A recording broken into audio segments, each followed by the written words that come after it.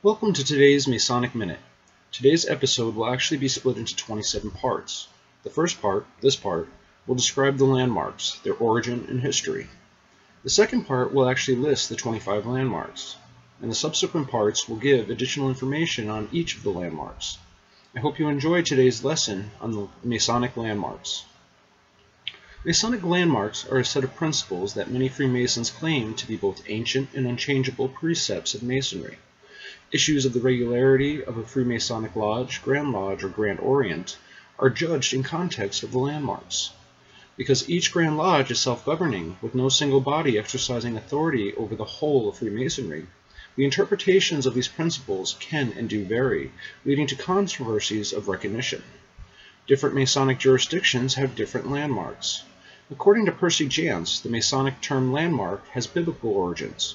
He cites the book of Proverbs 22:28. Remove not thy ancient landmark which thy fathers have set, referring to stone pillars set to mark boundaries of land. He further quotes a Jewish law, Thou shalt not remove thy neighbor's landmark, which they of old time have set in thine inheritance. To emphasize how these landmarks designate inheritance, Mark Tabbert believes there are actually rules and regulations laid down in the early Masonic landmarks derived from the charges of medieval stonemasons.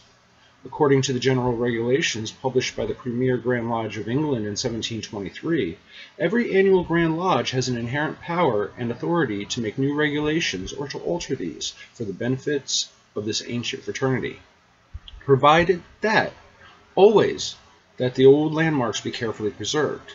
However, these landmarks were not defined in any manner. The first attempt at this was in Jurisprudence of Freemasonry, written in 1856 by Dr. Albert Mackey. He laid down three requisite characteristics for each landmark.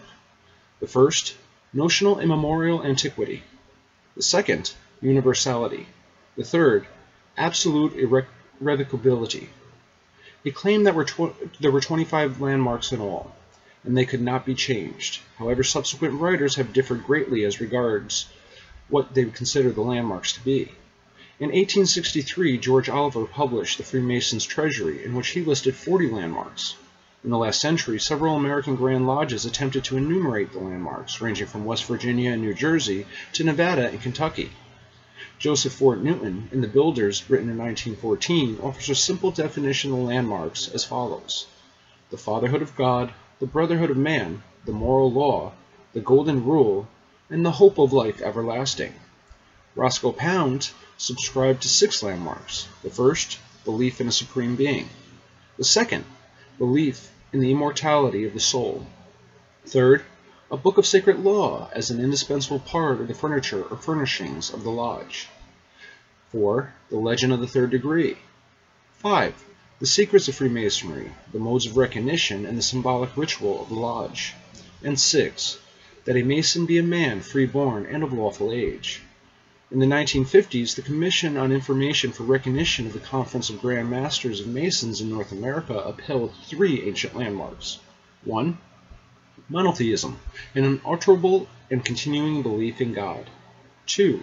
The volume of the sacred law, an essential part of the furniture of a lodge. 3. Prohibition of the discussion of religion and politics within the lodge. This concludes this lesson. We hope to see you back for the next Masonic Minute.